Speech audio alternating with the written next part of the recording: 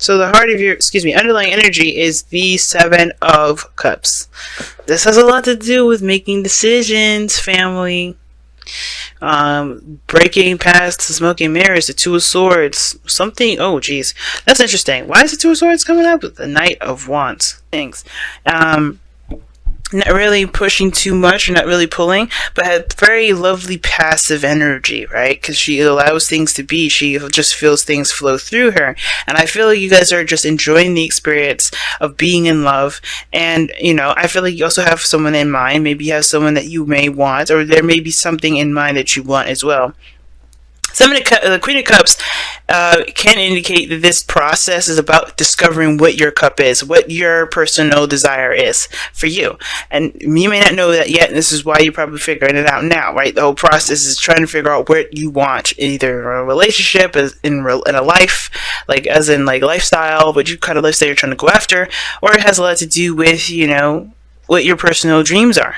Now, the heart of your reading also is straight up Knight of Cups. This could be someone that you know, someone that you have history with, or this could be you focusing on your dreams, focusing on what you want, focusing on what you want to feel, right?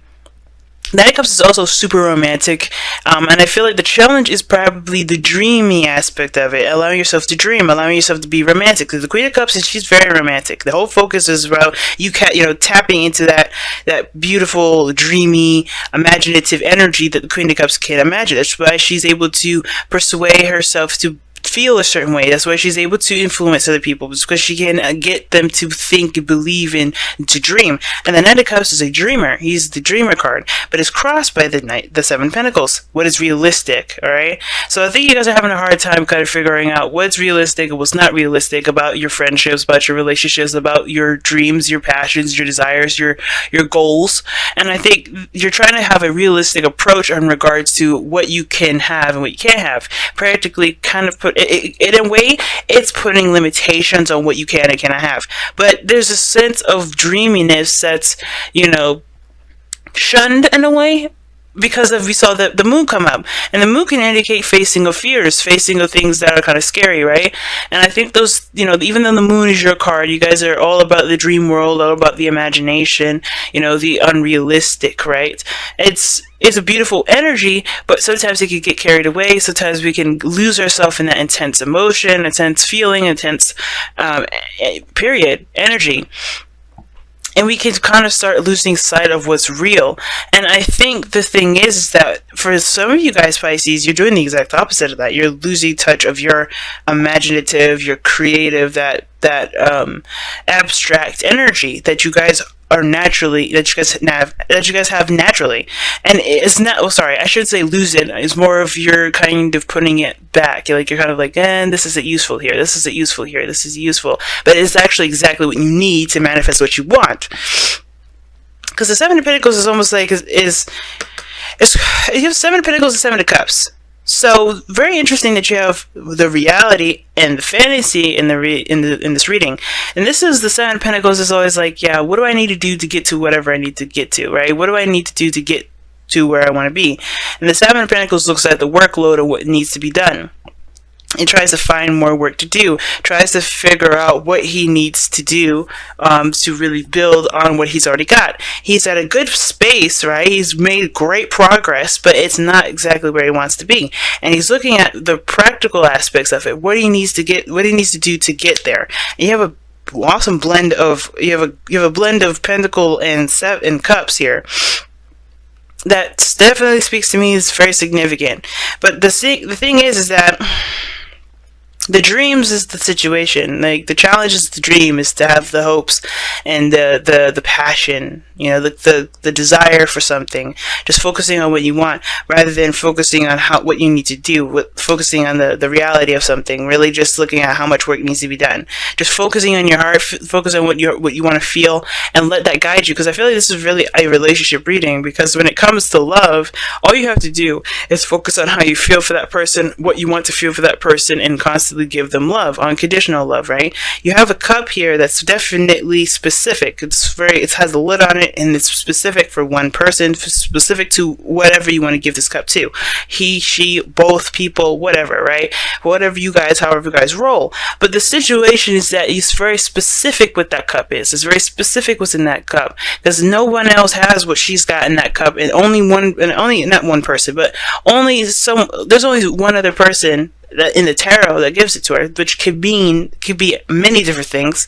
Obviously, the King of Cups can be in polygamy. It could be so many different things. But the point of it all is that this cup is specific to something. Her own desires, her own happiness, right? Her love is in a cup. It's sacred and precious to her. And I think that's the thing. You're focusing and figuring out what exactly is that precious cup to you. Or if this precious cup that you have here, which I believe you already do have, is it worth pursuing? Is it worth continuing? Is it worth, is it worth the effort and the time that's needed to continue to grow this? You have a new opportunity, though. This is what it's telling me. You had the opportunity in the past that opened the door for you to even contemplate this, or to even get this far, right? You got this door open where you could, go and pursue this love, pursue this person that you may have had feelings for, this friend that you may have had feelings for, or somebody from the past, someone you know from work, someone that you're very familiar with. If this is someone completely new, this is someone new that had, that has beautiful emotions, and as you share together. And here you have the Two of Pentacles. Now, some of you guys, you may be kind of figuring out who is the person that you want to pursue. Or maybe you guys are trying to figure out which person it is that you want to be in a relationship with. You have the King of Swords and the King of Pentacles. And I feel like you guys are trying to figure out who your ideal lover is. Is it the person that is stable? Is it this person that is, a little bit more serious? That's, definitely communicative, intelligent, someone that you have great conversations with. And I feel like some of you guys may be trying to figure out what you guys want to do with two people. Some of you guys, there's no two people at all. This is you guys just trying to kind of keep the balance of a situation and try to make practical decisions based off of what you want. And that's not how it's going to work. Saves a little time, y'all. When it comes to the Two of Pentacles, the only way you're going to actually figure out what is of value to you is by looking at how you feel about those pentacles. And in order for you to look at how you feel about those pentacles, you have to look, you have to know what you feel.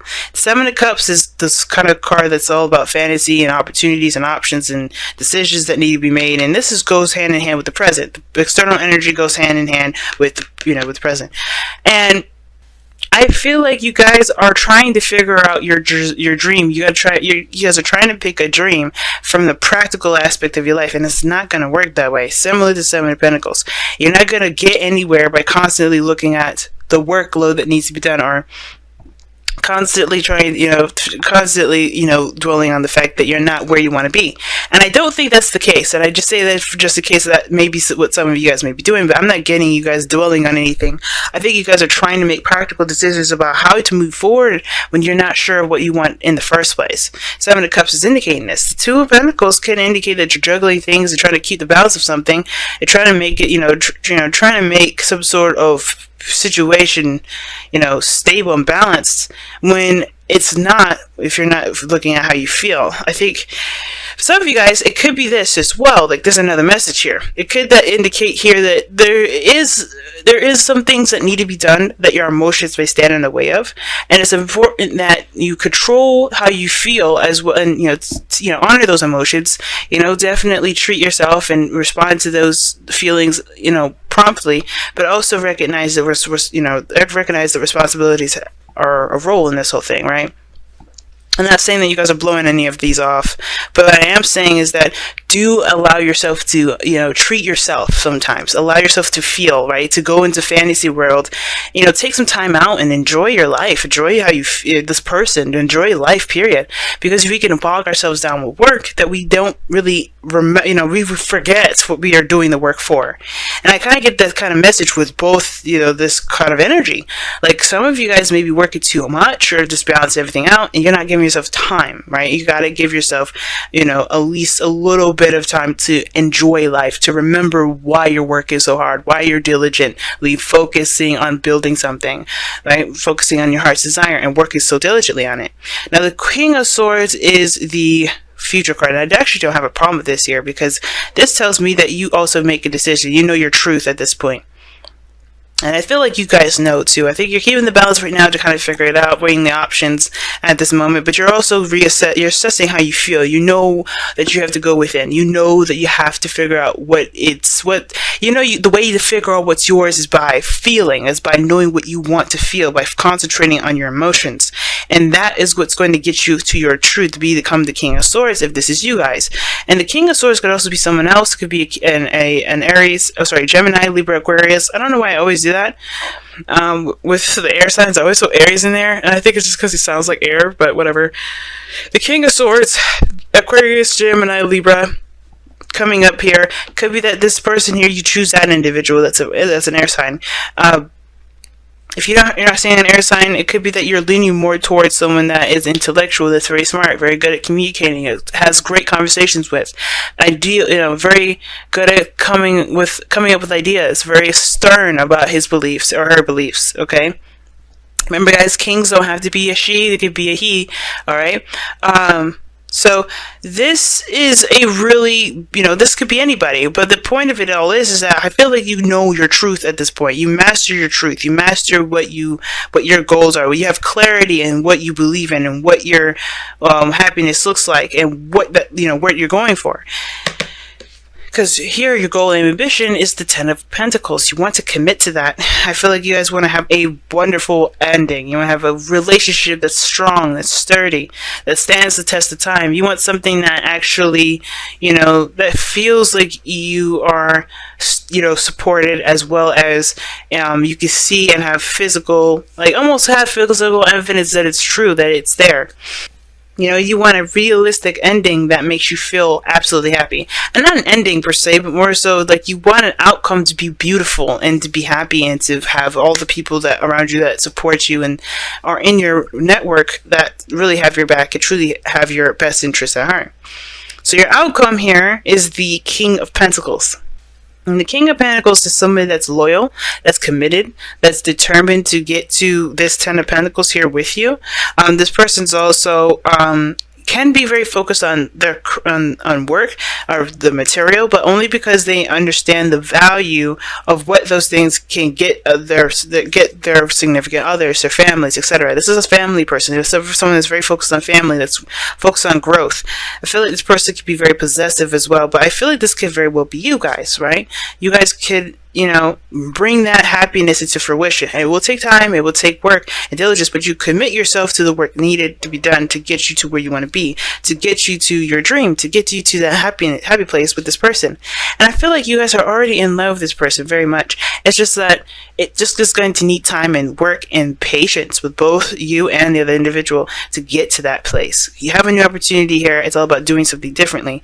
And I feel like the difference is taking the leap and to take your time with the growth that's coming with this relationship.